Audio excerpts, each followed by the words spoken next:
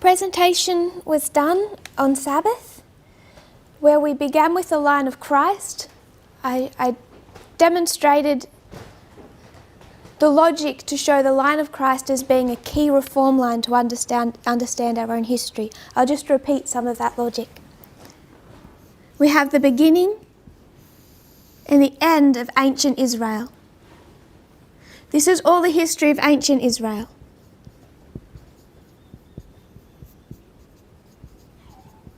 First of all, the history of Moses, which we can plot on a reform line. Then the history of Christ, which we also plot on a reform line. Alpha and Omega, the beginning and the end, all the history of that Alpha glorious land. This is the history of the glorious land. Then we come to modern Israel. Again, God draws out his people. In 1798, you have the reform line of the Millerites, which we plot on a reform line. It is the Alpha history, the beginning. And then we come to the line of the 144,000, the Omega history, the end. Ancient Israel, modern Israel. Alpha glorious land, Omega glorious land. Beginning and the end. We make application of the history of Moses onto our own reform line, as well as the Millerites. But when we construct our reform line in this fashion, ancient Israel, modern Israel, failure, success, then we see that the reform line that most closely illustrates our own is the history of Christ. So we can take Christ's history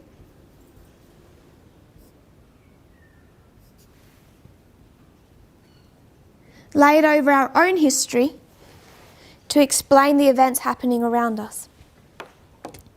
We understand that in our history, God calls out a people in three parts. First of all, the priests, then the Levites, and then the Nethinims. First group, second group, third group. We took this concept of the construction of our reform line, those three groups. We looked into Christ's history and we see the same thing. The third group, when they are harvested, when we go to the Nethinims, this waymark is Sunday law. So when we go to the history of Christ, we find that again, there are three groups. First of all, the disciples are called.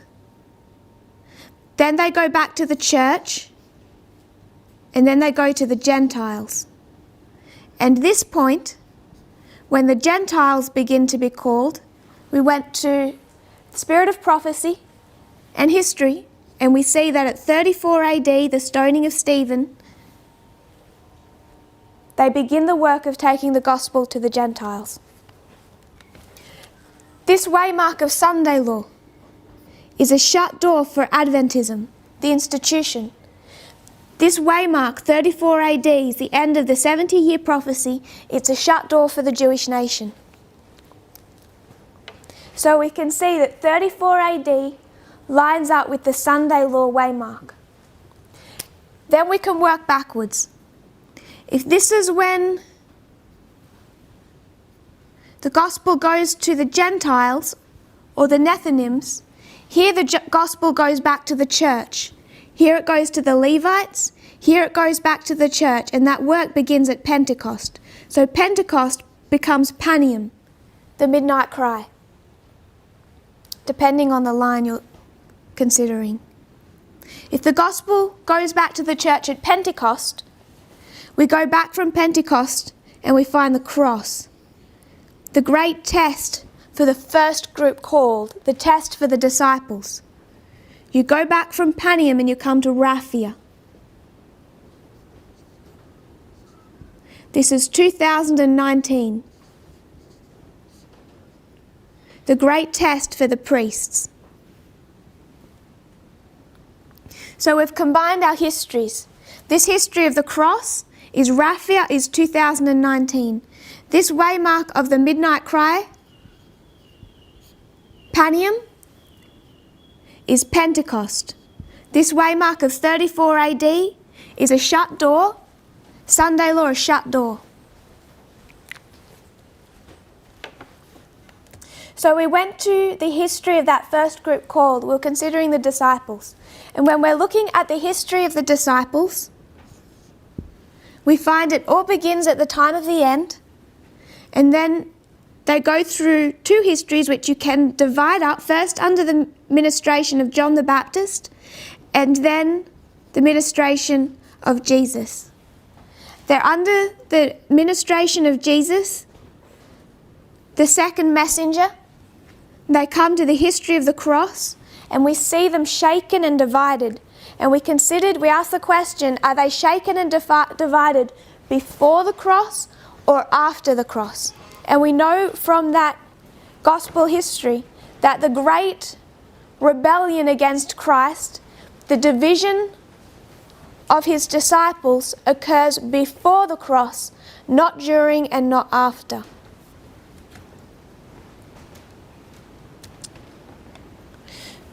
We took this concept of this history of the cross representing 2019, our close of probation, and we saw that it is the Great Rebellion.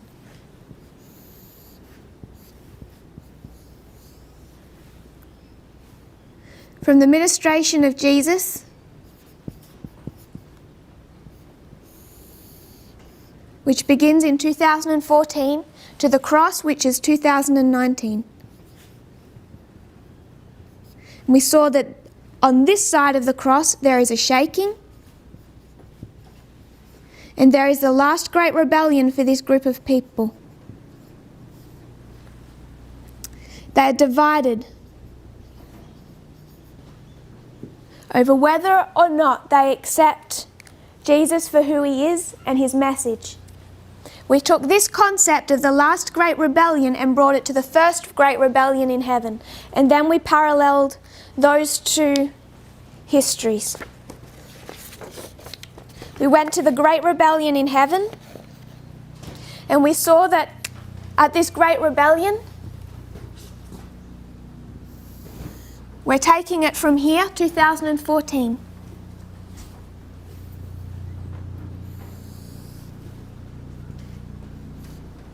You had equality.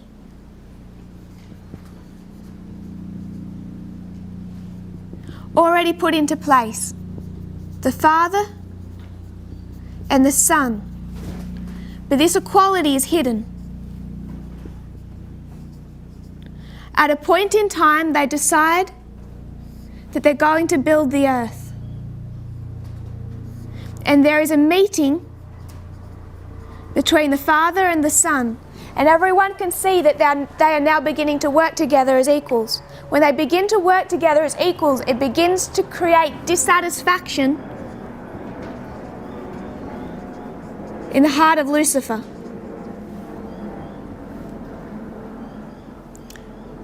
He sees that the two working together are the Father and the Son, and he says, why not myself?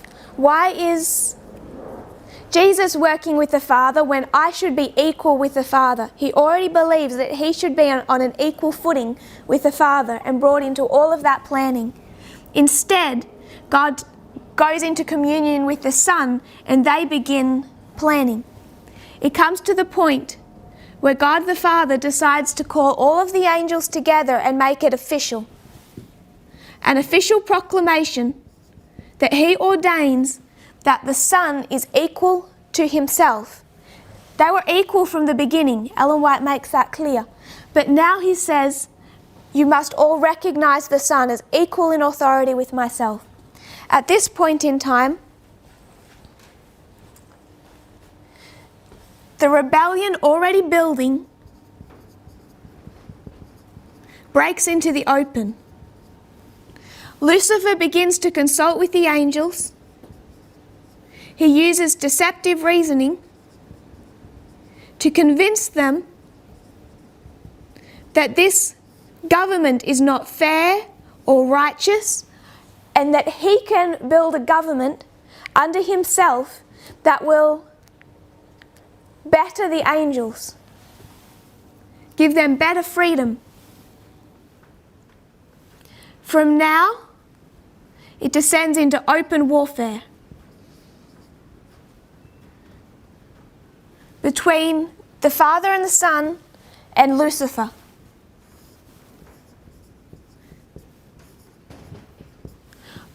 Lucifer, by his deceptive reasoning, when he condemns God's government, the working together of two equals, begins to bring over to his side the majority of the angels. More and more of them start accepting his logic. But then God begins to answer him. And some of those angels come back to the right side. From 2014, there is equality.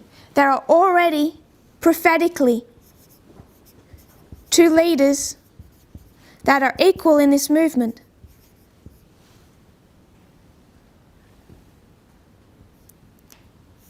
But it's hidden. No one knows. It comes to a point in time, October 2018, where it can be seen that those two leaders are working together in plans that not everyone is aware of. This begins to cause dissatisfaction in the heart of Lucifer. This is allowed to grow and develop until 2019 at the German camp meeting, where it's made official that these two leaders are equal and one is to be ordained. Now the rebellion breaks into the open. Within hours of that being put into place. And then we find deceptive reasoning beginning to divide two classes of angels.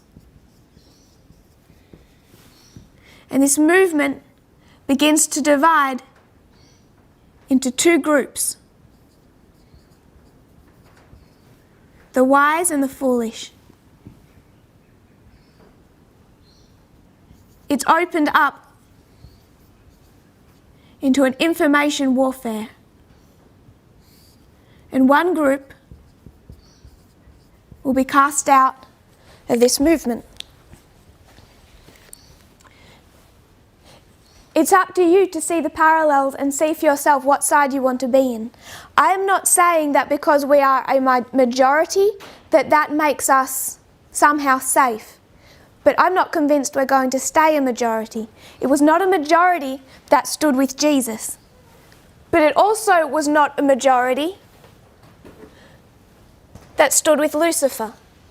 So there is no safety in saying we are on the right because we are the persecuted minority. At this point in time, you didn't want to be on the minority. On this side, if you're one of the disciples, you might want to be on the minority.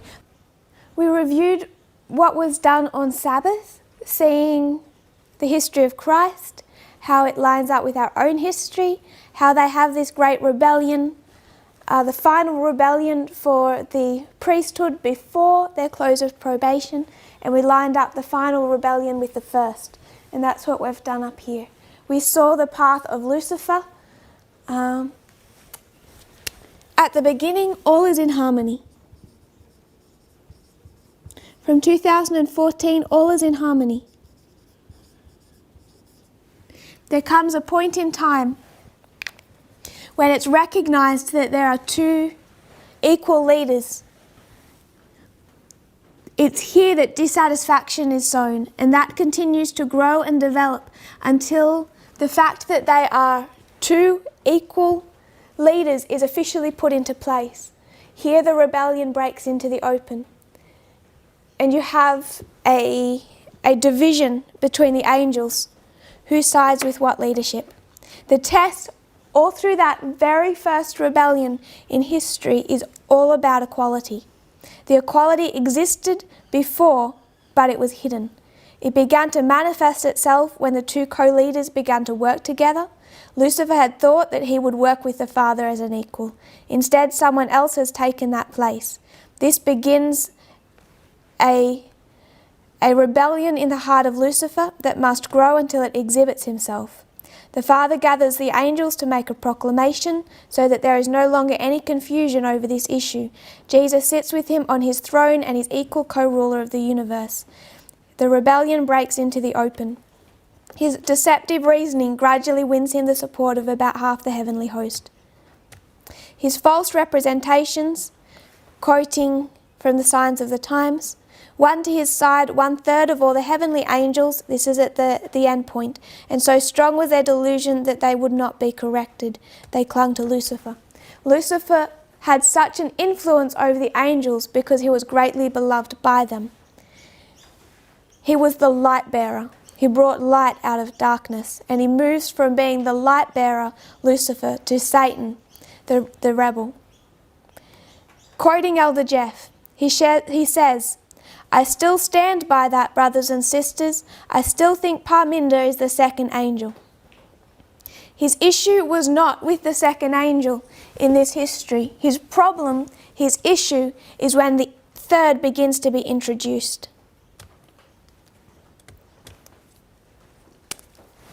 I want to put something in place that we're going to refer to later. And I believe for almost all of you, this will be familiar information. You have the line of the 144,000.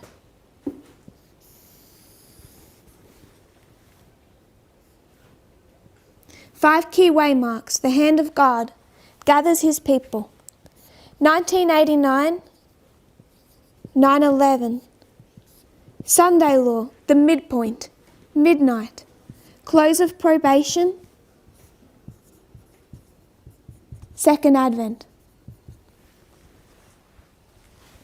What we came to recognise was that these 5 waymarks bookend 4 histories, and in each of these 4 histories there is a message that is unsealed.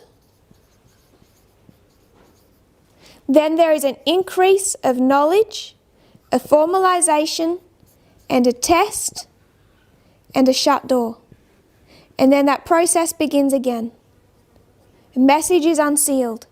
Increase of knowledge, formalization, test. Begins again. Increase of knowledge, formalization, test. It's a repeating pattern through each of these 4 histories. Elder Jeff has said that he has no problem with this repeating pattern. He said it fits, it is powerful. You could also term these, if we were to focus on this history, Sunday law to close of probation,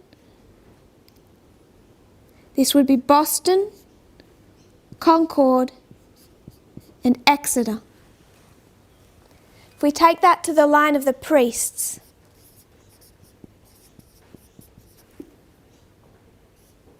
we have marked the same pattern.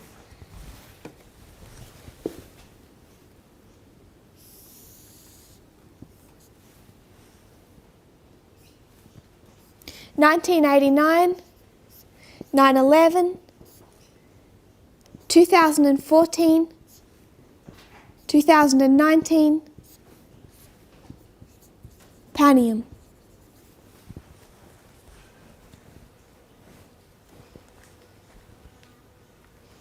We can expand this history. Boston, Concord, Exeter in every dispensation. We can expand this history, each one of these, in the same way. I'll just take ours. We could say 2014, there is a message unsealed.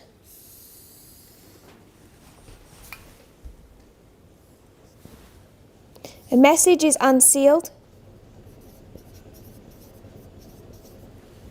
There is an increase of knowledge about this message. It is formalized. And then there is a test and a shut door.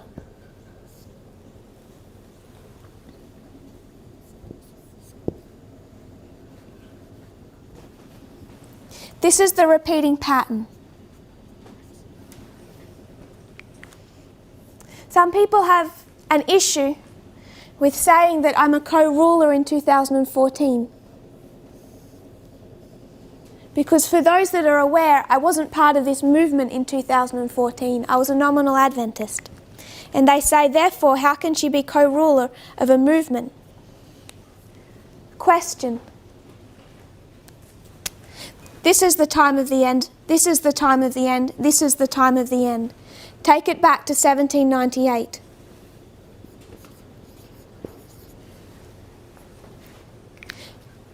William Miller is raised up in 1798 and we already identify him as the leader of the movement. Question. He's barely a Protestant, he's a deist. He's a deist in 1798 and for some time afterwards, and yet we still identify him as receiving this unsealed message and being the leader of that movement before he's himself aware of it. So that is not a concept unfamiliar to us. I'm going to leave this on the board and we'll refer to it at a later point in time.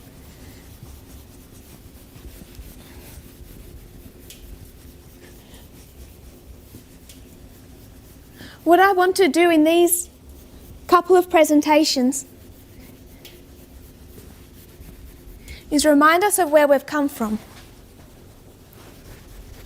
It won't all be new information, but I hope for everyone it'll put what you already know in a more solid framework. We talked about the history of Christ.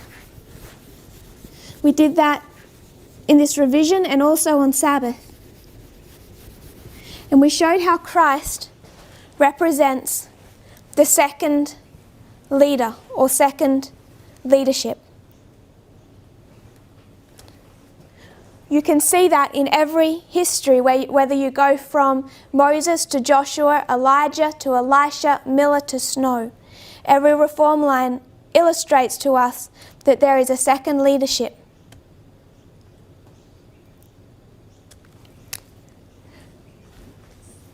But he represents more than individuals. One of the truths laid out last October was when we construct his reform line, we can make another application and we can see his birth as the time of the end. He develops baptism, 9/11. Then he goes into that's the old application. Birth, 1989. Then for 12 years, he's developing. And then 9/11 at the temple. 12 years and then 18 years. 12 years he's developing as a child. And then he goes into active industry.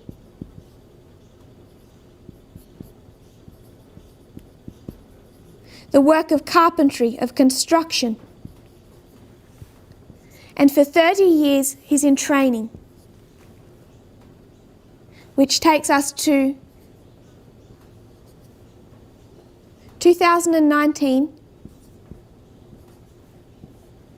Jesus is 30 years old. He's baptized. And he's been prepared through 30 years, the years a priest was to develop and train, prepared to go into work as a priest. This is the story of the priesthood, as illustrated in the life of Christ.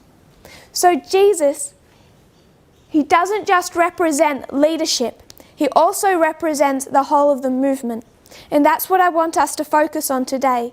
On Sabbath, we defended the position that there is two co-rulers and that Jesus represents the leadership. we can reinforce that point with multiple reform lines. But I want us today to focus on this point, that Jesus also is representative of the movement itself. I'm going to need the whole of the board. I'll leave that up for a moment. Because of what I want to cover today, we're going to have to write in quite small writing. So I hope everyone can see, if we can zoom the camera for those points. So Christ represents the movement itself. Then when we go to his history and we see we're at the cross, we can go back to Matthew 26, which we referred to in our previous study. And we see false accusers condemning him. To these false accusations, Jesus makes no comeback. But the high priest arose and he challenges him, saying, "Cannot you hear all these false accusations? Tell us who you are." And Jesus responded to the high priest by saying, "You have said, nevertheless I say unto you, hereafter shall ye see the Son of Man sitting on the right hand of power and coming in the clouds of heaven." Quoting Desire of Ages 7:26. Standing behind Pilate, in view of all in the court, Christ heard the abuse, but to all the false charges against him, he answered not a word. The moral attacks and the mudslinging we have no response to. We're to rest on the prophecy. But Jesus, as representing the movement, gave a response to that accusation. To the appeal of Caiaphas, Christ could not remain silent. There was a time to be silent and a time to speak. His own relation to the Father had been called into question, and he must plainly declare his character and his mission. This is not just true on an individual leadership level. What I want us to see is that Jesus represents the movement. And it's the movement and God's leading of it that I want to defend.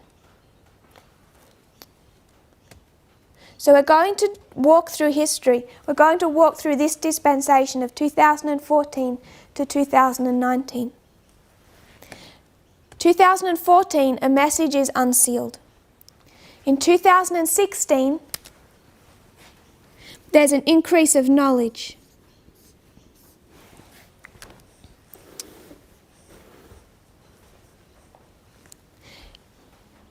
In 2015, I entered this movement. I entered the movement when watching or attending a camp meeting held by the Australian ministry where Mark Bruce was the teacher. Mark Bruce laid out line upon line and fractals, and even though it was challenging to understand as someone who had not yet heard much of this movement, it resonated. It had the ring of truth, and I joined the movement. In 2016, around September, Elder Parminder came to Australia and held further camp meetings.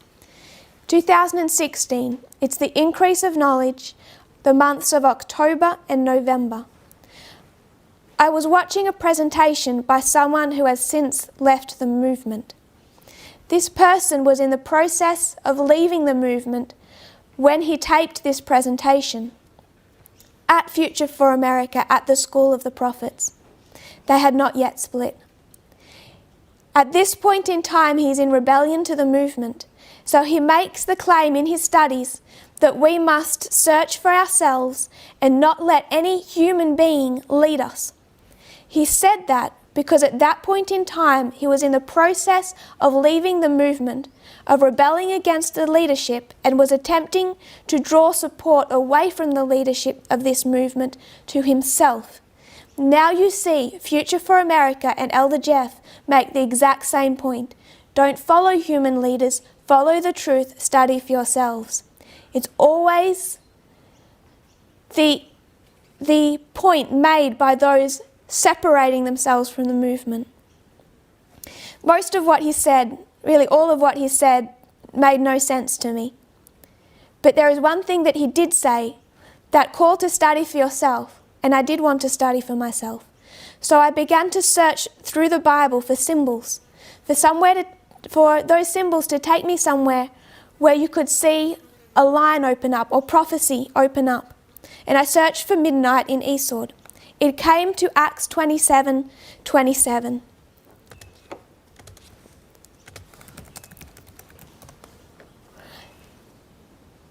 But when the 14th night was come, as we were driven up and down in Adria about midnight, the shipmen deemed that they drew near to some country. It's October, November 2016, and Acts 27 begins to open up. Symbols started to emerge all through the chapter of Acts 27 and the surrounding chapters. So the first light that opened up was 2016, and it was a study of Acts 27.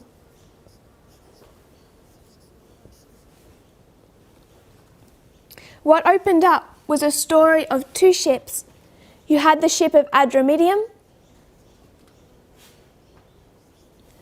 and the ship of Alexandria. The ship of Adramyttium abode in death. You could begin it from 1989, 9/11, Panium or the Midnight Cry, to Sunday Law or the Shut Door.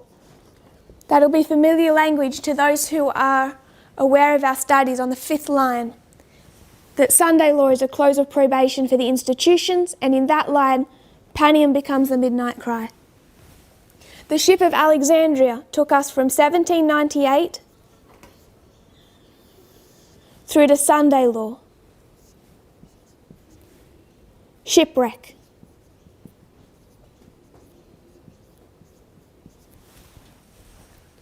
That was the study that first opened up into Acts 27.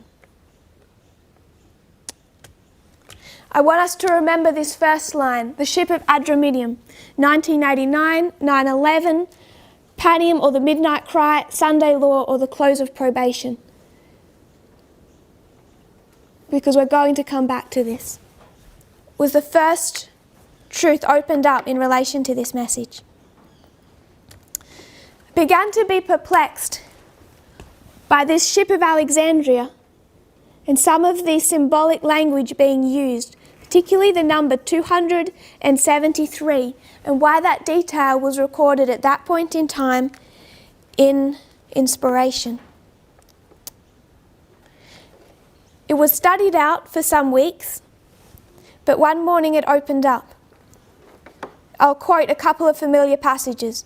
Rome's defeat of Pyrrhus was a clear declaration to the rest of the ancient Mediterranean world that the Romans had arrived on the world scene of warfare and power politics, and recognition of this fact was no long time in coming. In 273 BC, Egypt and Rome come into union. In 273 BC, Ptolemy of Egypt established diplomatic relations and friendship with Rome. That's two different sources, and we could go to others, to show how in 273 BC there's this union, this coming together between Egypt and Rome. This opened up a study of the Pyrrhic War, or of Pyrrhus. So from Acts 27, it goes to the 273, and then a study on the Pyrrhic War.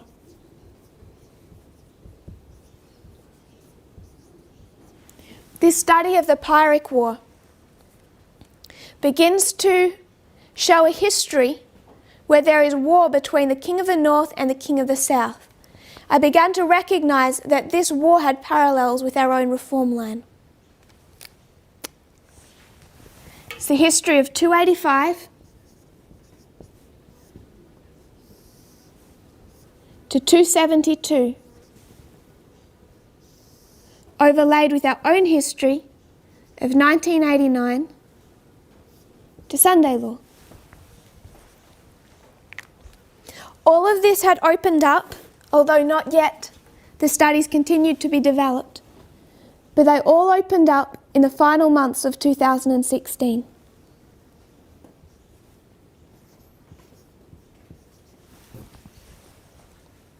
In the early months of 2017, both these subjects were presented in Australia and recorded. They had not yet been completed to their full application, but enough to be presented and recorded. In July of 2017, I attended ACE in Wales. I arrived a few days earlier than most of the other students, which, although not intentional, provided an opportunity to have a discussion with Elder Parminder, and I laid out the studies of Acts 27 and Pyrrhus that I'd been considering. What he suggested was that this is an interesting history with Pyrrhus. Why not go further back? Go backwards and see whether or not there are more details you can bring up into this reform line. I began to do that. What then began to open up was that first history, that there is, when it comes to the history of Pyrrhus, an Alpha in Macedonia and an Omega in Italy. That there is an Alpha and an Omega history. And it was seen that the characteristics of these histories connected with our understanding of World War II and what we have referred to as World War III.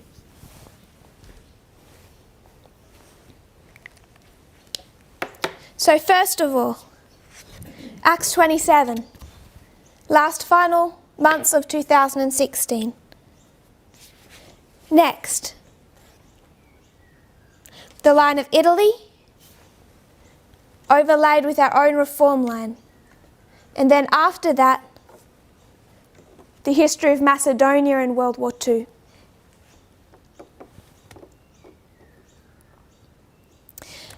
As these studies were developing, it became clearer that there was also a connection with the country of Epirus and its leaders themselves. So another study developed into the leadership of Epirus.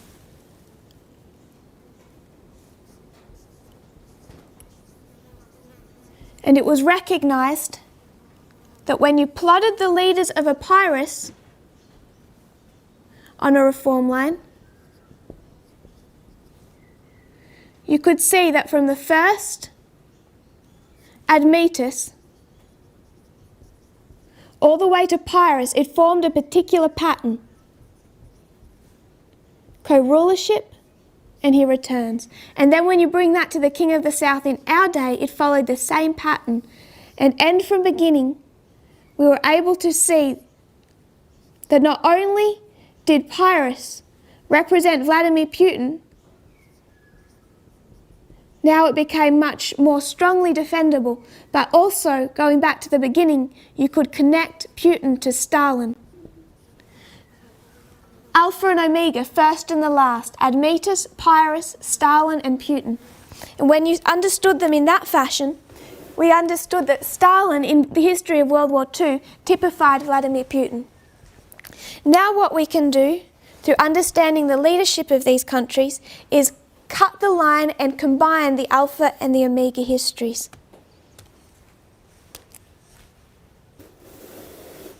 So first of all, Acts 27, then the Pyrrhic War, then the Alpha and Omega of the history of Pyrrhus, then the leadership of Pyrrhus and the king of the south in our day, and then we combined.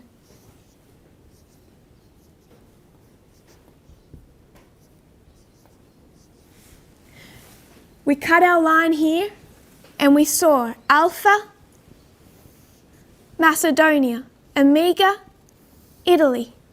Alpha, World War II, Omega, World War III, or our own reform line.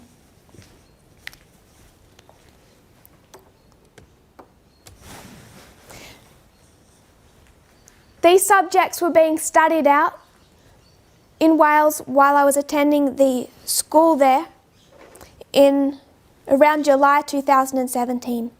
Soon after I returned from that school in Wales, I went for the first time to Arkansas to the School of the Prophets. Between leaving Wales and the ending of ACE and travelling to Arkansas in the School of the Prophets in the later months of 2017, In ways that I could not explain, November 9 began to be a reoccurring theme through these studies. I believe first connected to studying the history of World War II. It was not a subject that I searched for or wanted to delve into, but it was an unavoidable, reoccurring symbol. Many of the people watching are aware that November 9 is also my date of birth. Before attending the School of the Prophets in Arkansas, that first time in the final months of 2017, I made a request. I asked my mother, who was also attending that school for the purpose of teaching at their camp meeting, that she not disclose that November 9 was my date of birth. The reason that I was so emphatic that I did not want it disclosed was not for my own self, but that I already believed by October of 2017 that November 9 was a waymark on our reform line and would be a subject of prophecy. I was afraid that if and when I taught November 9 as a prophetic waymark, my connection through birth with it would be a stumbling block to people accepting it. November 9 is already opening up without human endeavour.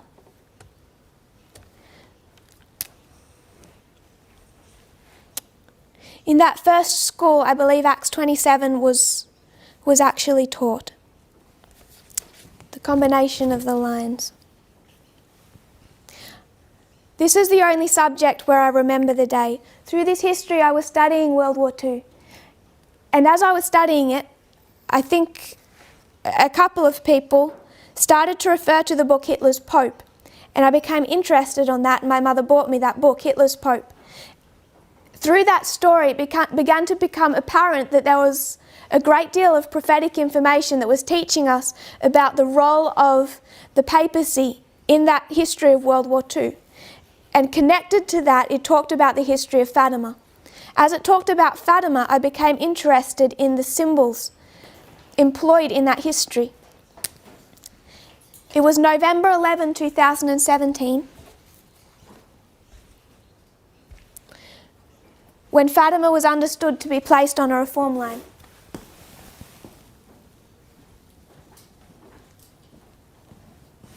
Now we have Fatima being introduced, the study of the counterfeit. It was recognised that in this history of Fatima, you have a counterfeit reform line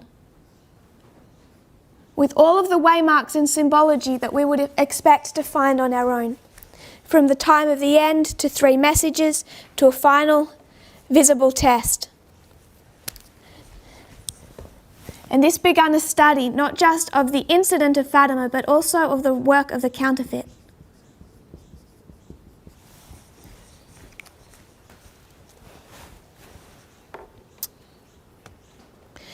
Putting the counterfeit to one side, World War II is still being studied.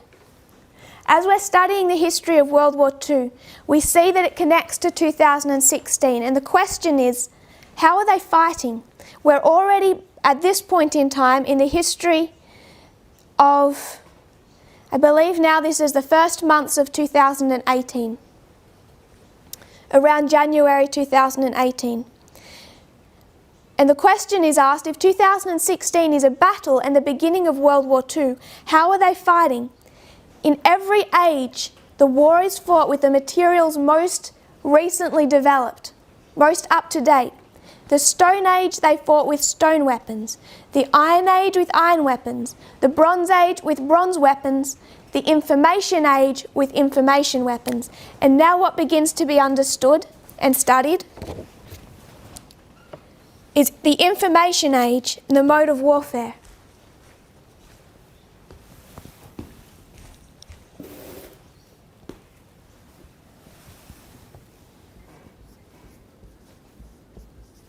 To understand the warfare in our history, we construct a reform line and start building a story. We're now in the Information Age. The Big Bang of the Information Age was 1989 and the invention of the World Wide Web.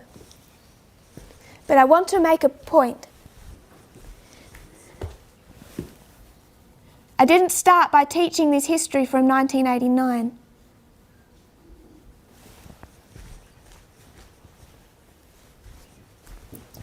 Its story begins in 1969 with the invention of the internet. Then you can connect it to 1979. And then 1989 and the Big Bang, as it's so called. 1989, we traced it through 1990, through 1991. Then you could identify it in 1996. First information war, first cyber attack between the United States and Russia. Also the invention of Google. We could spend all day talking about 1996. Then 9/11.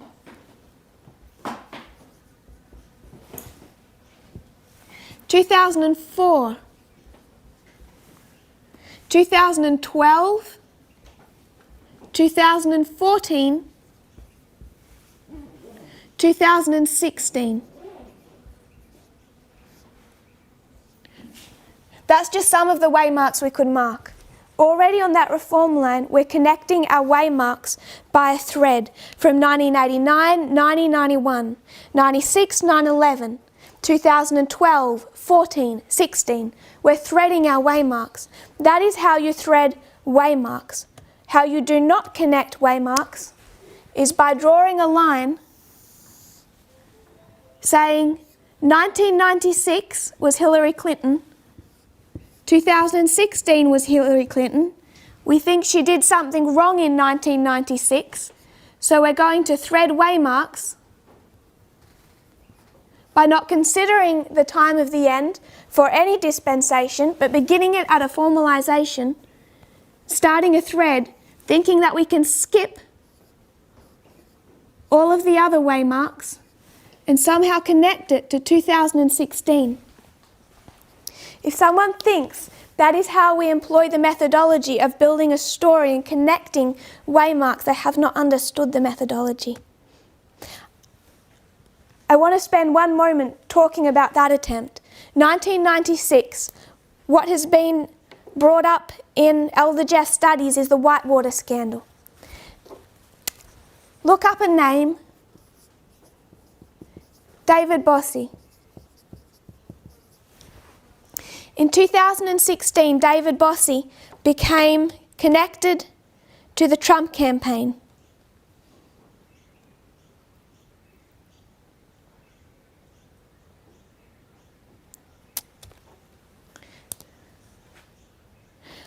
I want to quote, "There's no one in Washington and perhaps the world with a more encyclopedic knowledge of every Clinton scandal and conspiracy theory.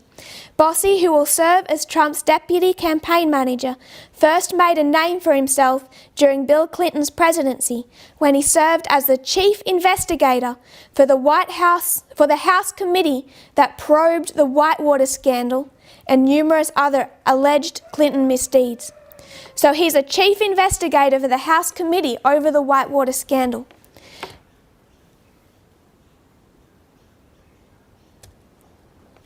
I'm quoting now from an interview in 2016. He's being interviewed by Fox News. Quoting David Bossy, remember, intimately involved with the Whitewater scandal. He says, "There is a vast..." Sorry, this isn't 2016, this is in Obama's history. David Bossy says, "There is a vast left-wing conspiracy that has been going on since the president won this election." David Bossy said while speaking with host Chris Wallace on Fox News Sunday. I'll just check the date. No, this is Donald Trump, 2018. November 2018. David Bossy says there's a vast left-wing conspiracy that has been going on since Trump won the presidential election, all through the transition and during his first 2 years. A vast left-wing conspiracy. Very similar words to what Hillary Clinton called a vast right-wing conspiracy. In 1996, Hillary Clinton is saying there is a vast right-wing conspiracy against her to destroy Bill Clinton's presidency and herself. Chris Wallace, host of Fox News, interjected to say that Clinton's claims of a vast right-wing conspiracy in this history didn't turn out to be actually true. David Bossy responded by saying, no, there was a conspiracy, it was true. Chris, there was an effort by the conservative movement to undermine President Bill Clinton. What he's just acknowledged is that there is a vast right-wing conspiracy to undermine a Clinton in 1996. So if you want to connect threads, then this is not an independent thought to what we have already discussed when discussing the information age and the work of the vast right-wing conspiracy theory machine that we've already identified as fully up and operational in 2016. So this is not being ignored. What is being denied is that conspiracy theories are necessarily accurate. And what is being denied is that that is how you build a story.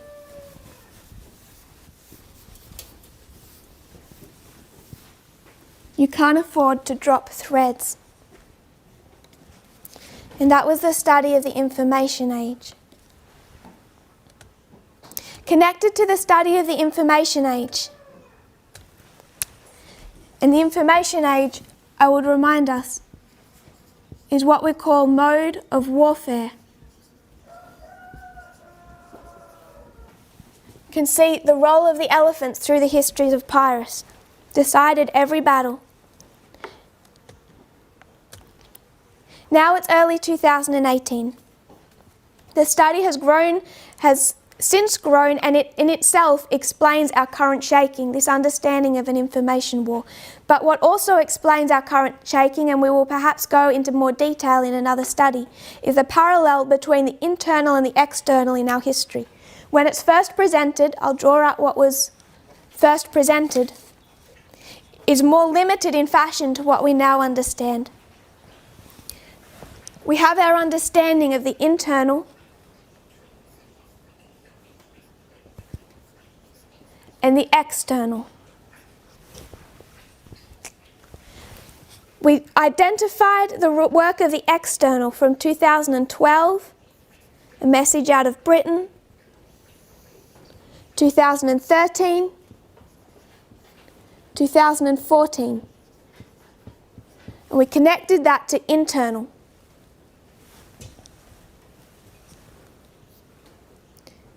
12, 13, and 14.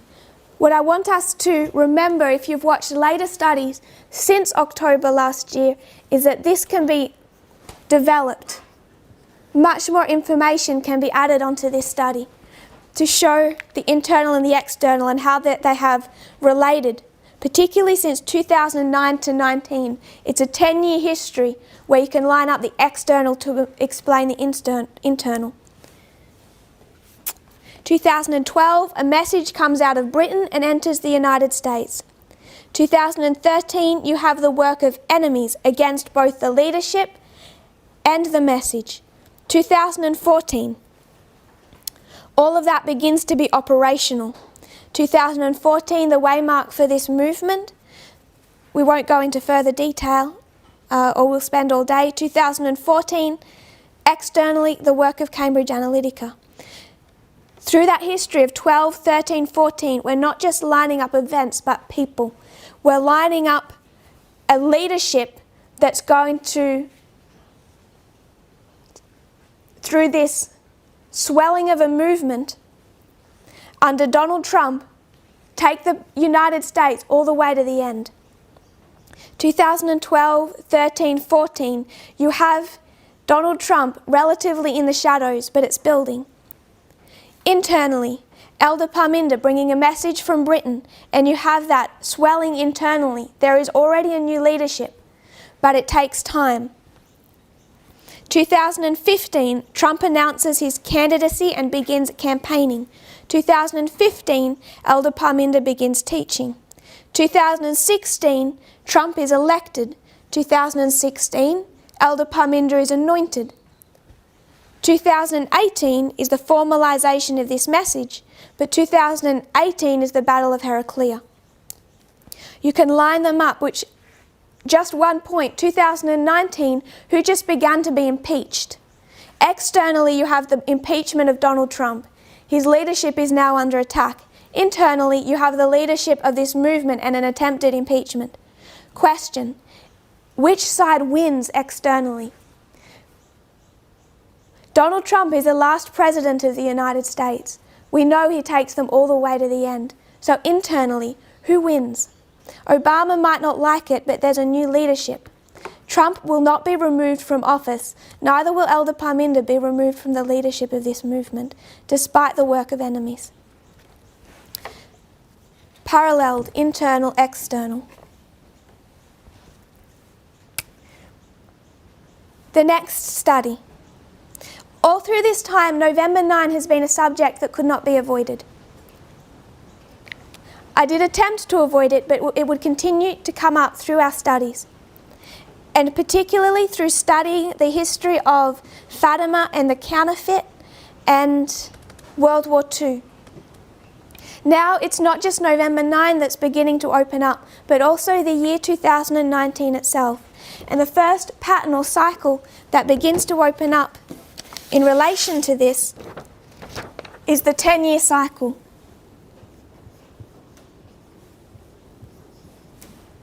Observing that in our history, beginning in 1789,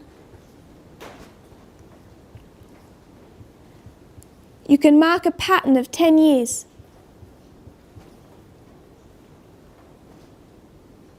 That would take us to 2019 as being a significant year.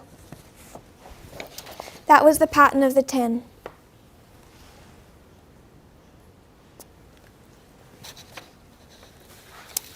When this subject in 2019 began to open up, I began looking at the French Revolution and observed that in 1799, again it connects to the pattern of the 10, there was the rise of Napoleon. And it drew my attention that he becomes a dictator in 1799, but also November 9. Now the two studies are connecting, the study into 2019 and this repeating November 9 story. They connect. And now an intelligent study begins into November 9, 2019.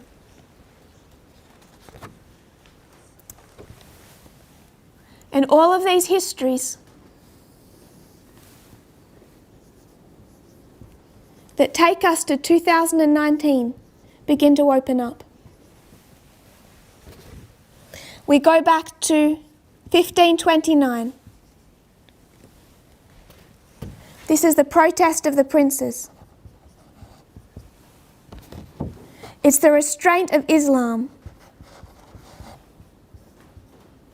I won't go through all those dates, but you have the protest of the princes, the restraint of radical Islam. You have a dictatorship in Napoleon. You have an impeachment, the first impeachment in US history. You have the coming together of church and state. You have an uncovering of the work of Stalin. You have the beginning of persecution. Open persecution, the night of broken glass.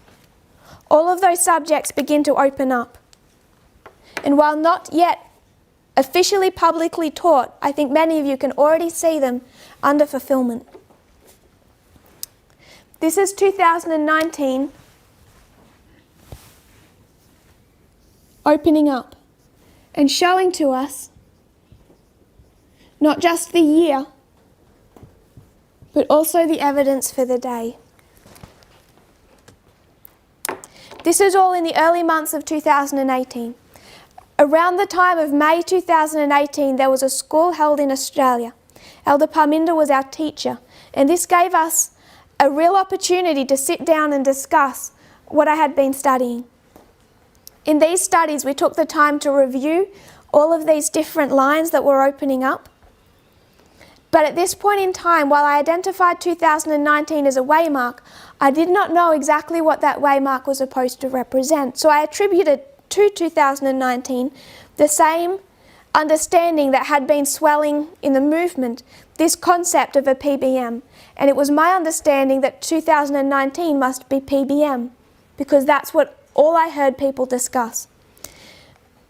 we're going to close in prayer, and I want to have a short break, and then we're going to come back and I'll finish that story. So we'll just have a short break. If you kneel with me, we'll close in prayer. Dear Father in heaven, thank you for our blessings. I pray, Lord, that you'll be with us as we review your leading over these last years. Lord, we know that many of these things are now under question, under direct attack. I pray, Lord, that your people will trust in your leading. Bless this study, I pray, in Jesus' name. Amen.